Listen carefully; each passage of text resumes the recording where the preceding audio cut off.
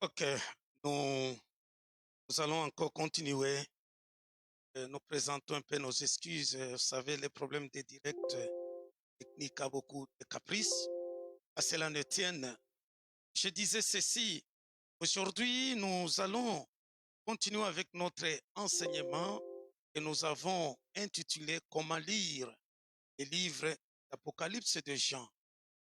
Aujourd'hui, le vendredi, nous continuons avec l'enseignement, la suite de la troisième clé. Aujourd'hui, nous parlons d'abord des chiffres célèbres. Dans les chiffres célèbres, lorsque il y a trois chiffres qui font succès dans les livres d'Apocalypse de Jean, il s'agit des 144 000, qui est le nombre total de gens marqués du sceau. Il y a le deuxième chiffre, c'est les 666, qui est le chiffre de la bête. Et enfin, le 1000, le chiffre 1000, qui représenterait le nombre d'années d'un règne terrestre, Christ et de croyants avant la fin du monde.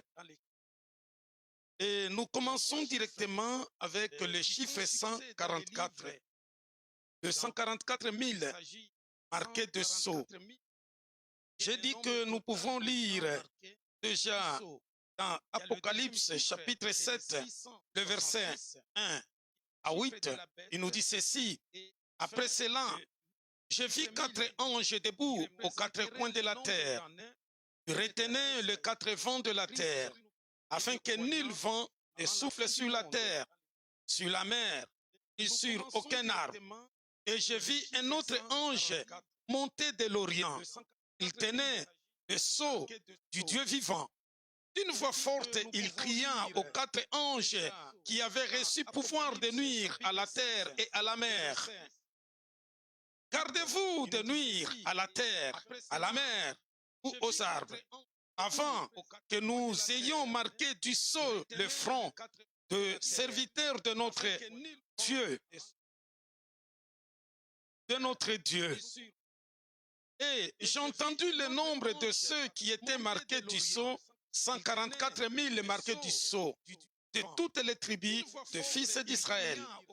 Et la tribu de Juda, 12 000 marqués du sceau, et la tribu de Ruben, 12 000, et la tribu de Gad, 12 000, et la tribu d'Aser, 12 000, et la tribu de Nephtali, 12 000, et la tribu de Manassé, 12 000, et la tribu de Siméon, 12 000, et la tribu de Lévi, 12 000, et la tribu d'Issachar, 12 000, et la tribu de Zabilon, 12 000, et la tribu de Joseph, 12 000, et la tribu de Benjamin, 12 000 marqués du sceau.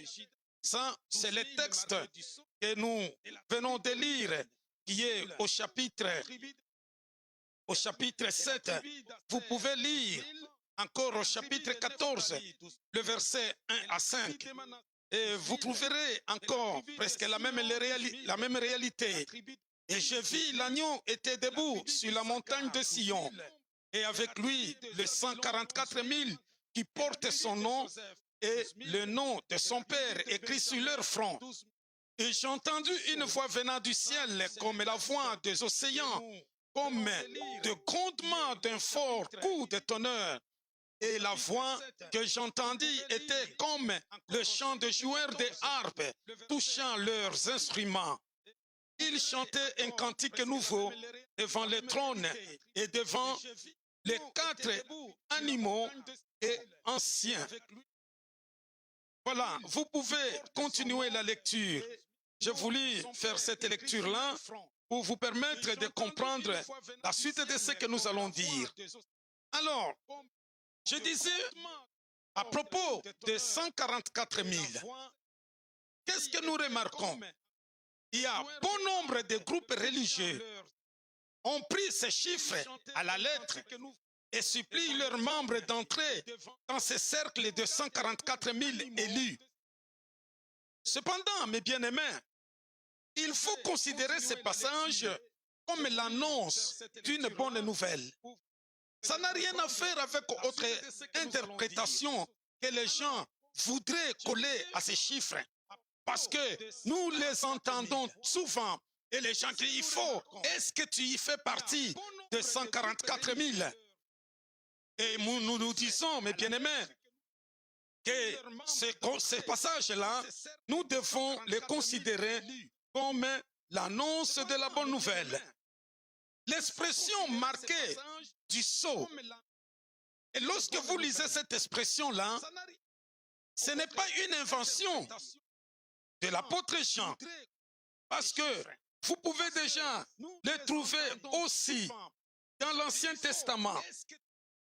Il y a Ézéchiel qui en parle déjà dans l'Ancien Testament. C'est une expression utilisée par Ézéchiel, le prophète Ézéchiel. C'est là que Jean a pris. Alors que la ruine de Jérusalem et du temple est imminente, ceux qui sont marqués sur le front vont échapper à la destruction parce qu'ils n'auront pas été complices des abominations qui se commettent au milieu d'elle, c'est-à-dire au milieu de Jérusalem. Vous pouvez le remarquer lorsque vous êtes dans Ézéchiel chapitre 9. Ézéchiel chapitre 9 et le verset 4. C'est là que l'apôtre Jean a pris ça. L'Éternel lui dit, passe au milieu de la ville, au milieu de Jérusalem, et fait une marque sur le front des hommes qui soupirent et qui gémissent à cause de toutes les abominations qui s'y commettent. Vous allez comprendre déjà ici que le prophète parlait de marques de sceau, ceux-là qui vont recevoir la marque. Comment? Quels sont ces gens-là qui ont pris cette marque? Ce sont les hommes et les femmes qui n'ont pas été complices aux abominations qui se commettaient dans la ville de Jérusalem. C'est-à-dire, ce sont ceux-là qui vont échapper à la destruction parce qu'ils n'ont pas été complices des abominations qui se commettent au milieu de Jérusalem. Alors, l'auteur emploie la même image dans le même genre. Et voilà, lorsqu'il reprend la même image et dans le même genre de contexte pour signifier lui aussi le salut de ceux qui n'auront pas été complices de la bête.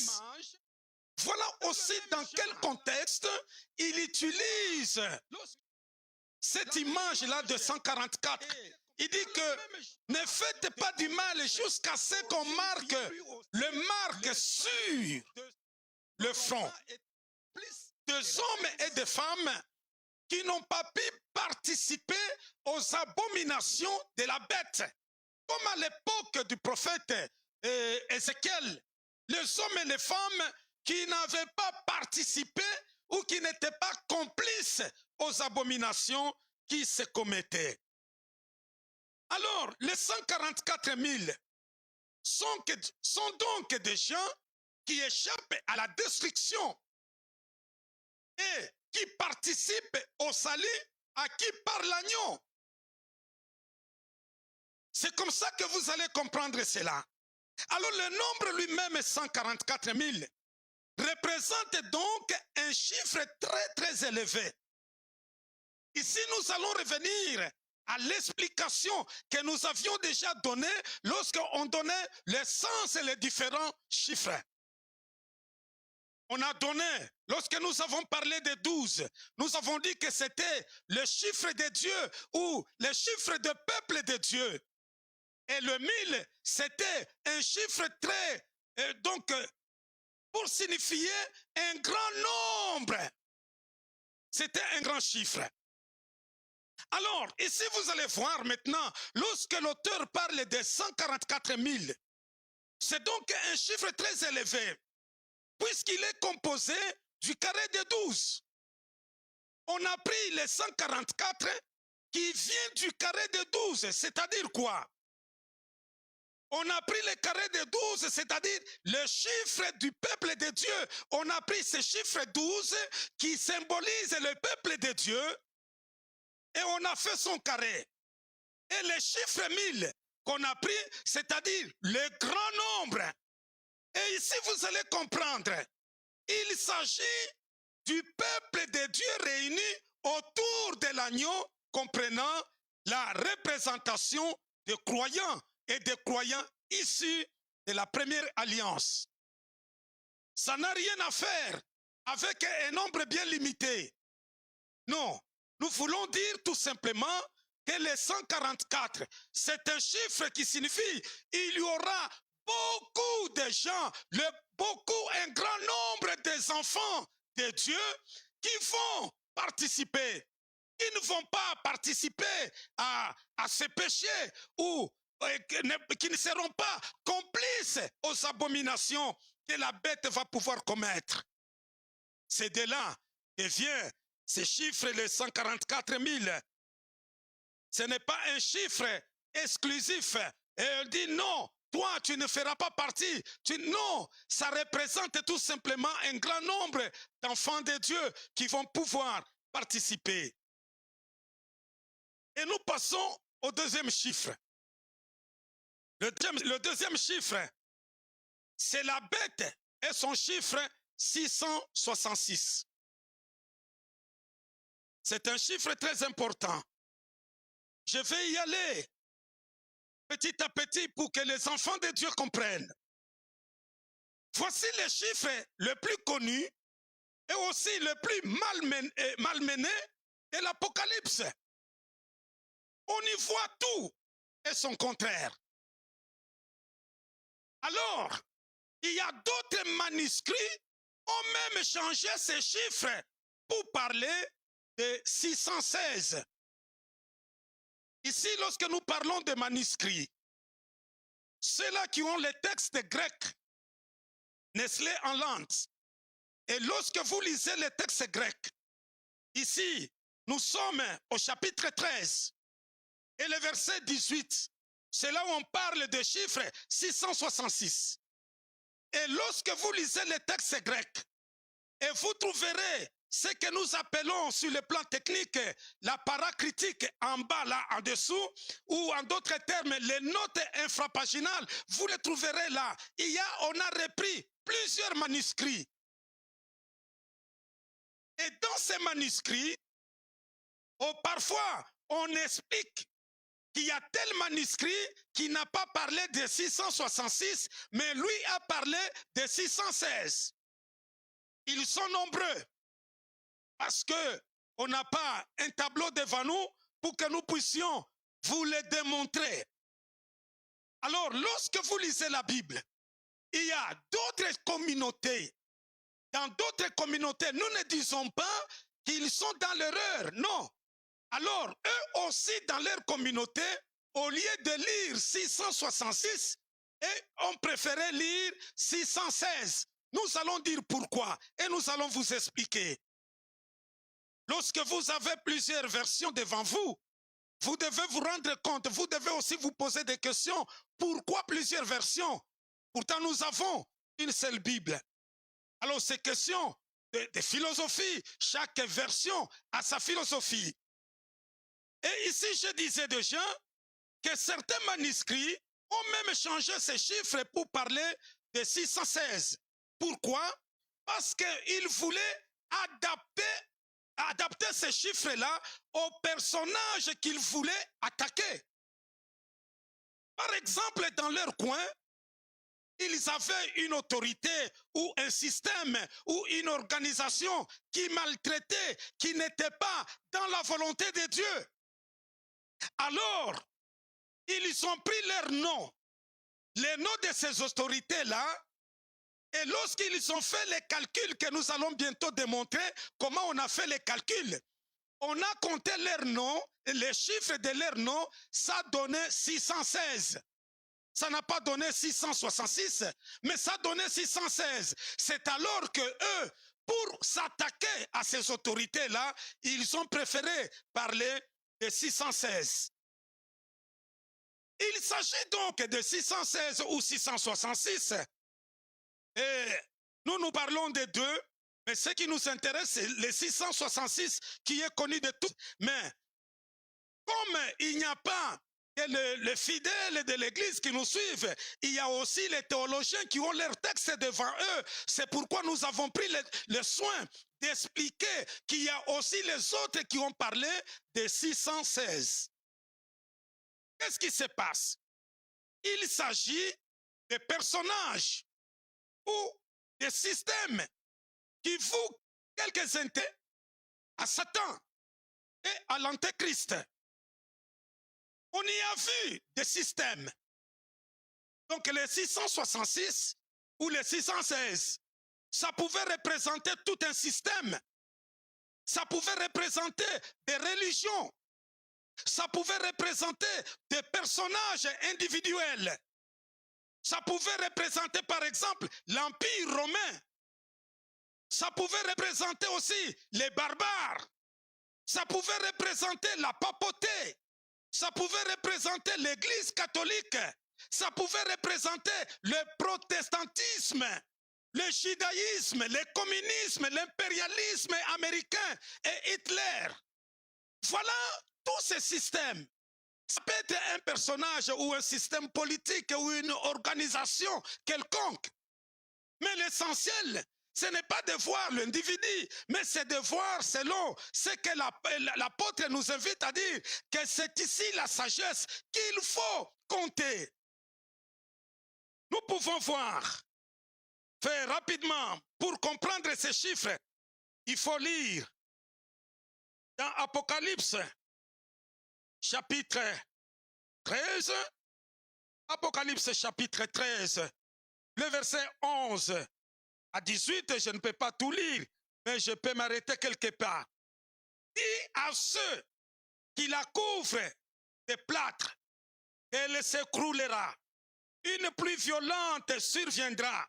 Et vous, pierre de grêle, vous tomberez et la tempête éclatera. Oh, je m'excuse.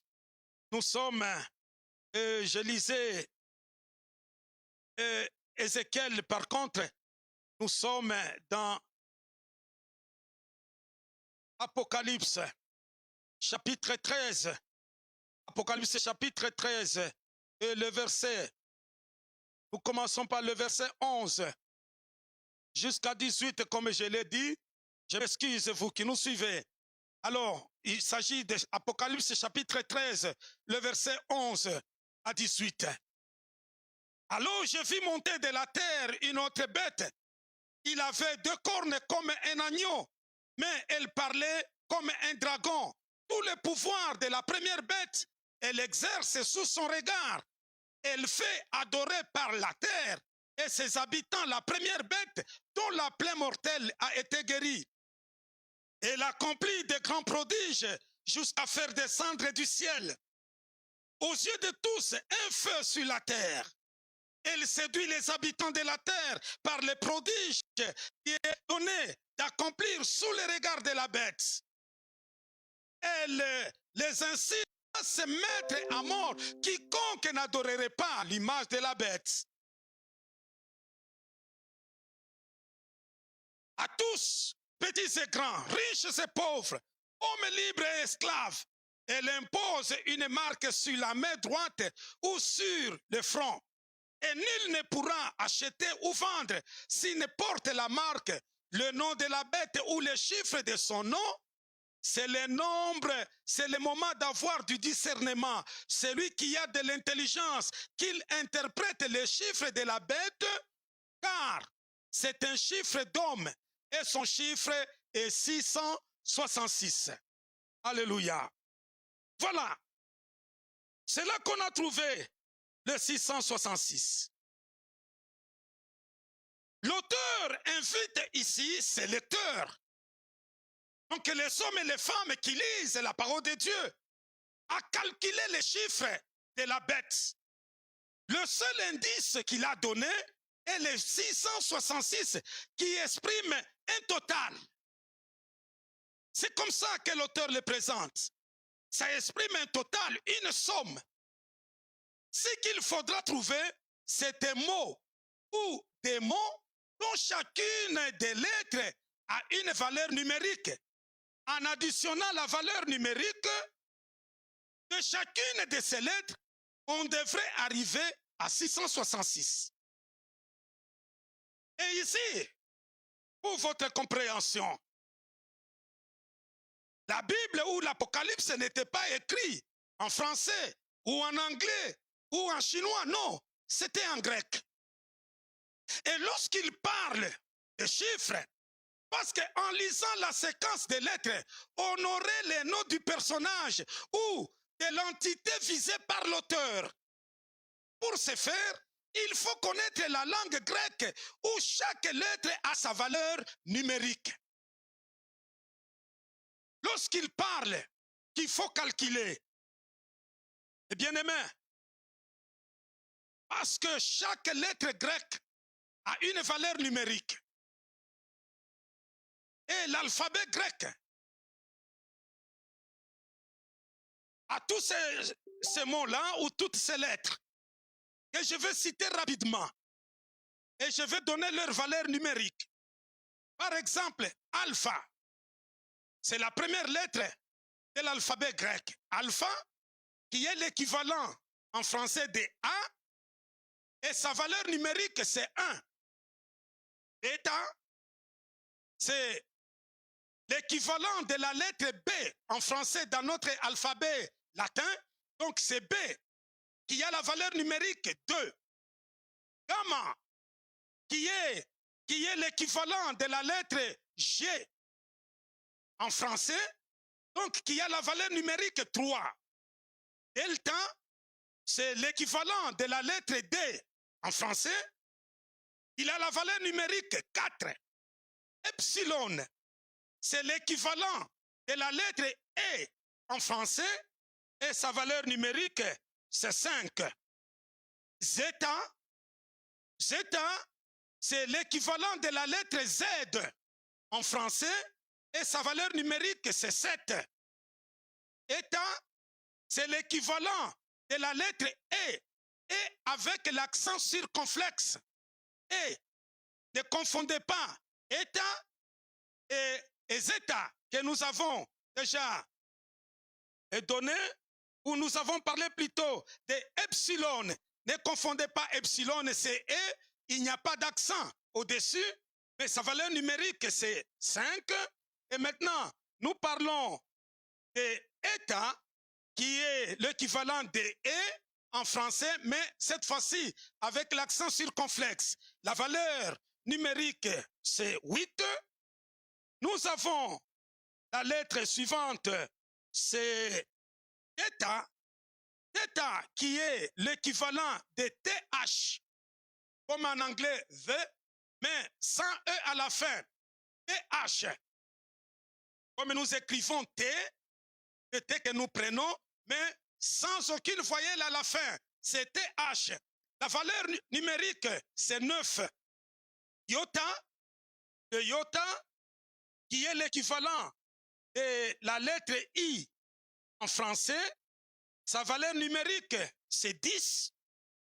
Kappa, c'est l'équivalent de la lettre K en français ou la lettre C en français, qui a la valeur numérique 20. Lambda, c'est l'équivalent de la lettre L en français et sa valeur numérique c'est 30. Mu, c'est l'équivalent de M en français, sa valeur numérique c'est 40. Nu, c'est l'équivalent de N en français et sa valeur numérique c'est 50. Nous avons Si, l'équivalent de X en français, et sa valeur numérique est 60. Omicron, c'est l'équivalent de la lettre O en français, et sa valeur numérique est 70. Pi, c'est l'équivalent de la lettre P en français, sa valeur numérique c'est 80. Rho, c'est l'équivalent de la lettre R en français, c'est la valeur numérique c'est 100. Sigma, c'est l'équivalent de S en français et sa valeur numérique, c'est 200. Tau, c'est l'équivalent de la lettre T en français, et sa valeur numérique, c'est 300. Y, c'est l'équivalent de la lettre U ou Y, ça dépend. Alors, sa valeur numérique, c'est 400. Phi, c'est l'équivalent de PH. PH, en français, sa valeur numérique, c'est 500. Le qui, l'équivalent de KH en français, KH, sa valeur numérique, c'est 600. Psi, l'équivalent en français, c'est PS, comme le psaume PS, et sa valeur numérique, c'est 700. Oméga, c'est l'équivalent de O avec l'accent circonflexe, avec la valeur numérique 800. Il y a 3 lettres qui ne sont pas utilisées, et nous n'avons pas d'abord de chiffres, mais on les utilise plus pour compter dans le chiffre ou dans l'alphabet grec. Il y a le sigma qui n'a pas d'équivalent en français, mais c'est la valeur numérique, c'est 6. Opa n'a pas également l'équivalent, mais sa valeur numérique, c'est 90 ou 90. Nous avons enfin 100 pi. Il a la valeur numérique 900. Nous n'avons pas d'équivalent en français. Alors, pour ceux qui sont familiers à la langue grecque, l'exercice pouvait aboutir à plusieurs solutions. Je vais donner un nom, d'abord 2 noms, qui ont donné les résultats 616 au lieu de donner 666. Le premier nom, c'est Gaius, Caesar plutôt. Gaius, Caesar. Lorsque vous prenez ce nom-là, Gaius, Caesar, lorsque nous faisons le calcul, nous prenons le gamma qui est là, qui représente 3, et alpha qui est là, qui représente 1, iota qui représente 10, et omicron qui représente 70, et sigma qui représente 200. Lorsque nous faisons les calculs, nous prenons le deuxième nom parce qu'au milieu là, il y a un trait d'union, c'est-à-dire il faut espacer. Caesar, les kappa représentent 20, alpha 1, iota 10, sigma 200, alpha 1 et rho 100. Lorsque nous faisons la sommation de ces noms, nous donne 616. Même un autre nom qui donne encore 616, qui ne donne pas 666. Le deuxième nom, c'est Théos Caesar. Théos Caesar. Lorsque nous prenons le θ qui est là, qui représente 9, epsilon qui représente 5, omicron 70, sigma 200, kappa 20, alpha 1, iota 10, sigma 20, 200, alpha 1 et rho qui représente 100, la sommation de ces noms nous donne aussi 616. Et vous allez remarquer que jusque-là, on n'a pas encore trouvé 666. Cela ne signifie pas qu'on n'a pas un nom. Je vais vous donner un nom, et lorsque nous allons faire les calculs, on tombera sur 666. Un jour, en donnant ce cours, j'avais demandé à chaque étudiant d'écrire son nom en utilisant l'alphabet grec. Et chacun a essayé de compter, de faire la sommation de son nom. Ce n'est pas étonnant, tu peux prendre aussi ton nom, tu écris et tu fais la sommation. Ça peut tomber 616 ou 666, ou soit tu ne tomberas pas même à cela. C'est tout à fait normal. Et pendant ce temps ici de coronavirus, j'ai tellement ri Parce que j'ai lu sur les réseaux sociaux, il y a les gens qui ont commencé à calculer que non, ça donne 666 avec leurs calculs qu'ils ont inventés. Mais lorsque j'ai écrit Corona dans la langue grecque, ça n'a même pas donné la moitié de 666. Alors nous pouvons continuer. De toutes les façons, l'auteur visait un personnage lorsqu'il parle. Bien sûr, je vais vous donner les noms qui donnent les 666. Ici, je vais d'abord expliquer ce que je venais de dire. Je disais ceci, que de toutes les façons, l'auteur en écrivant lui visait un personnage que son public pouvait reconnaître facilement. Ce n'était pas difficile. Nous avons de la peine à comprendre ces choses parce que, comme je l'ai dit dans mes enseignements précédents, il y a un écart qui nous sépare entre le moment de la rédaction et notre période. À leur époque, ils pouvaient facilement identifier telle organisation ou tel personnage ou telle dignité. On pouvait les calculer si facilement. À cela ne tienne, même nous pouvons toujours le faire. C'est pourquoi nous sommes là en train d'édifier les enfants de Dieu. Le chiffre de la bête est à interpréter dans les contextes plus larges du chapitre 12 jusqu'au chapitre 18. Vous ne pouvez pas chercher les chiffres ou les noms de la bête en dehors de ces chapitres. Vous allez commencer par le chapitre 12 jusqu'au chapitre 18. Et nous met en rapport avec le pouvoir impérial. Le chiffre de la bête demeure un chiffre humain. Malgré tous ses efforts pour se faire l'égal de Dieu, il demeure un pouvoir humain, limité et provisoire. C'est-à-dire, il ne représente pas quelque chose pour dire que non, il peut être égal à Dieu. Malgré tout ce qu'il a fait, il reste limité, il reste un pouvoir humain qui est limité et provisoire, qui sera bientôt détruit et qui va disparaître. Voilà ce qui fait notre force. Bien-aimés dans le Seigneur, nous prenons un troisième nom, Kisoul et Kisulae. Lorsque nous prenons ces noms, je vais les peler pour que vous puissiez peut-être prendre note. Il y a K,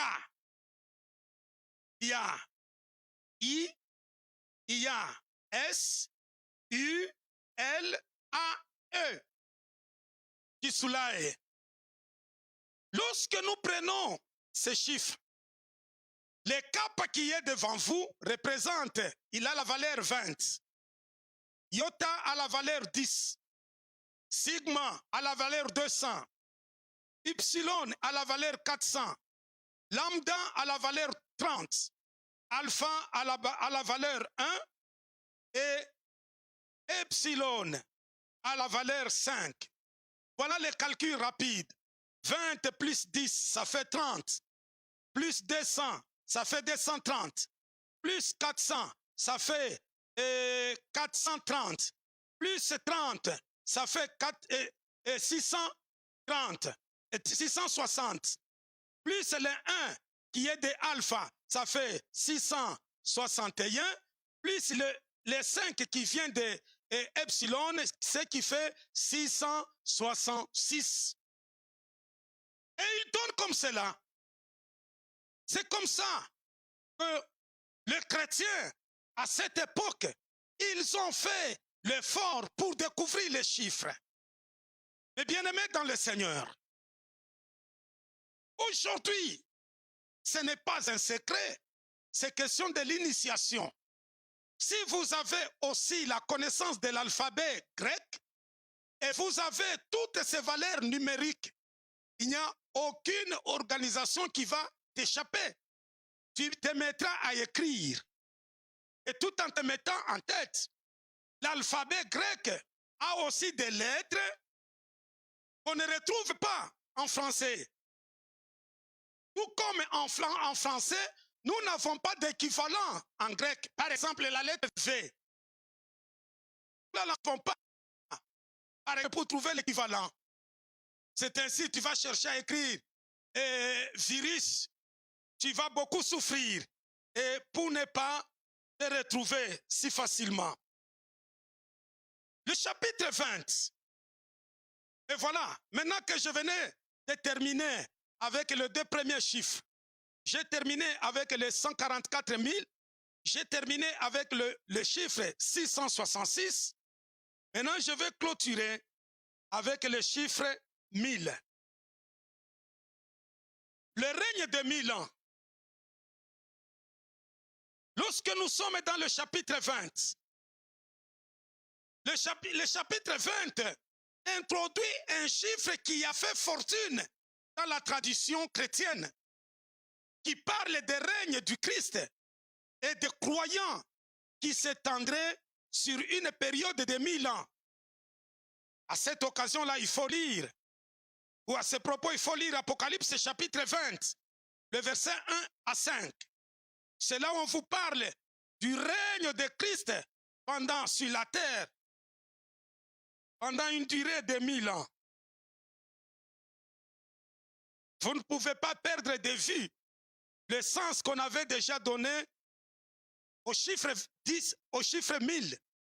Nous sommes dans cette logique-là. Vous qui nous suivez depuis le premier jour, nous sommes dans cette logique-là et vous allez voir comment les choses s'expliquent. Alors, ce texte annonce la victoire du Christ. Lorsque vous êtes en contact avec le chapitre 20, il annonce déjà la victoire du Christ et la défaite et l'enchaînement du dragon.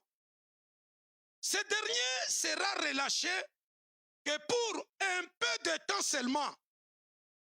Et les témoins de Jésus et de sa parole participent à cette victoire. Et bien aimés, il y a quelque chose que nous devons dire à ce niveau ici. Je voudrais que nous puissions rapidement lire le chapitre 20. Alors je vis un ange qui descendait du ciel. Il avait à la main la clé de l'abîme et une lourde chaîne. Il s'empara du dragon, l'antique serpent, qui est le diable et Satan. Il enchaîna pendant 1000 ans.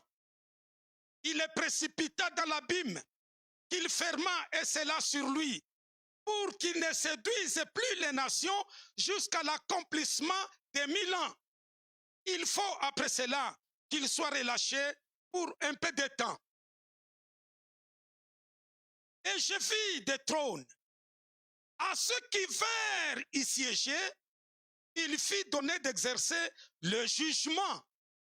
Je vis aussi les âmes de ceux qui avaient été décapités. Notez bien, j'ai vu aussi les âmes de ceux qui avaient été décapités à cause du témoignage de Jésus et de la parole de Dieu, et ceux qui n'avaient pas adoré la bête ni son image et n'avaient pas reçu la marque sur le front ni sur la main. Ils revinrent à la vie et régnèrent avec le Christ pendant 1000 ans. Vous avez compris la catégorie des gens qui vont régner avec le Christ pendant 1000 ans. J'espère que vous m'avez bien suivi. Alors voilà ce qui s'est dit. Il y a une certaine prédication aujourd'hui a tendance à faire briller les avantages que pourraient avoir les croyants par rapport à des catastrophes qui entoureraient la fin du monde. Il suffit d'être parmi les croyants pour ne pas être inquiété. C'est comme ça qu'on nous enseigne. Une telle explication ne va pas avec la logique du texte. Parce que nous ne pouvons pas interpréter les textes par notre propre volonté ou par propre intelligence. Lorsque vous avez lu les textes, vous avez vu même la catégorie des hommes et des femmes qui vont participer à ce règne de 1000 ans. Il s'agit des gens qui ont été décapités pour le témoignage de Jésus et la parole de Dieu. Des gens qui ont vécu pleinement les les exigences du mystère pascal, le règne sera du même genre que celui de Christ. Ça, c'est très important. Le chiffre 1000 en soi signifie la période étendue et non éternelle. C'est-à-dire, c'est une longue période, un long moment de règne. Parce que nous avons déjà parlé de la signification, l'essence même des 1000, le chiffre 1000, pour dire que des milliers, un chiffre grand. Et lorsque l'auteur a parlé du règne des 1000 ans, il ne faut pas compter 1, 2, 3, 4 jusqu'à 1000. Vous tomberez dans l'erreur, ce n'est pas ça. C'est-à-dire, l'auteur veut dire que ça sera une période étendue, une longue période, mais qui ne sera pas éternelle. C'est une période qui a une durée bien déterminée. Ce n'est pas encore l'éternité. Ils vont régner pendant un temps bien déterminé et après viendra la fin. Nous ne pouvons pas savoir quand débutera cette période. Ça, ce sont les énigmes, ce sont les problèmes de la Bible. Nous ne savons pas. Et bien aimé, je disais ceci. Nous ne pouvons pas savoir quand débutera cette période. Parce que l'auteur lui-même n'a pas signifié ça. Quand est-ce que ça va commencer? Et quand elle prendra fin? Nous ne savons pas non plus. On se pose la question, est-ce que cette période a-t-elle commencé à la naissance de Jésus? Point d'interrogation. Ou cette période a commencé à la mort et la résurrection du Christ? On ne sait pas. Est-ce que cette période a-t-elle commencé à partir de l'auteur d'Apocalypse? On ne sait pas. Toutes ces questions-là restent sans réponse. Vous allez vous étonner et dire, mais, pasteur, expliquez-nous. N'avez-vous jamais lu dans la Bible où Paul lui-même parle? Nous connaissons en partie. Quand lui-même viendra, nous connaîtrons tout. Mais bien aimé, jusqu'aujourd'hui, il y a des questions obscures dans la Bible que nous ne savons pas expliquer. Quand est-ce que ça commence? Malheureusement, les hommes aujourd'hui passent leur temps à discuter sur des choses qui n'ont pas de solution à travers la Bible elle-même. Pourquoi en discuter? Si Dieu n'a pas voulu expliquer ça clairement, c'est dans sa souveraineté. Nous n'avons pas à nous inquiéter. L'essentiel est de voir qu'il annonce la victoire du Christ et la solidarité des croyants avec lui dans la victoire. Voilà ce qui est intéressant. Mes bien-aimés dans le Seigneur, c'est comme ça qu'il faut comprendre ces choses. Et nous savons, bien sûr, et avec les 144 000, ce n'est pas pour dire que non, moi je ne fais pas partie de la tribu, non. C'est un chiffre qui représente les enfants de Dieu, le peuple de Dieu. De 666, nous venons de faire les calculs. Comment vous pouvez les faire? Si vous n'avez pas bien retenu l'alphabet grec, vous êtes disposé avec nos coordonnées qui passent devant vous.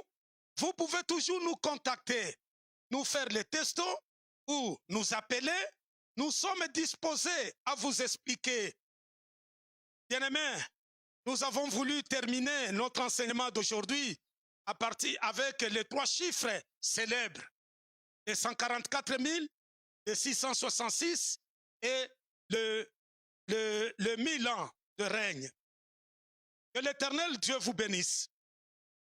Nous allons nous retrouver le dimanche à partir de 9 h Mais le dimanche, comme dans notre habitude, parce que c'est une journée de la bonne nouvelle, nous avons un enseignement, un passage, un message important que le Seigneur nous a donné, que nous voulons partager avec vous le dimanche.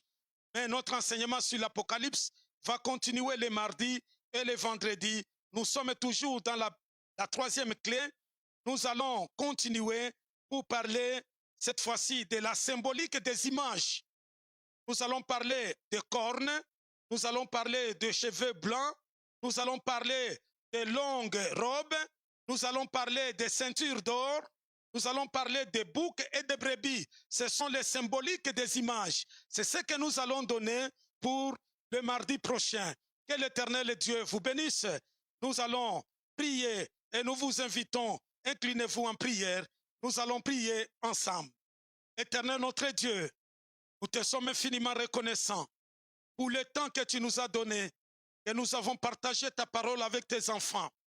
Nous ne cessons de le dire. Nous n'avons pas la prétention de connaître tout ou d'avoir la maîtrise de toute ta parole. Nous ne sommes que des simples serviteurs à qui tu as fait grâce de comprendre certaines choses que nous avons voulu partager avec mes bien-aimés. Parmi ceux-là qui nous suivent, il y a ceux-là qui maîtrisent peut-être mieux que nous. Éternel, mon Dieu et mon roi. Il y a les autres qui ont encore des doutes. S'il y a celui qui doute encore, toi-même tu peux l'éclairer pour qu'à la suite, nous puissions émettre sur la même longueur d'onde. Merci notre Dieu pour tout ce que tu as fait et nous te disons merci au nom de notre Seigneur Jésus. Amen.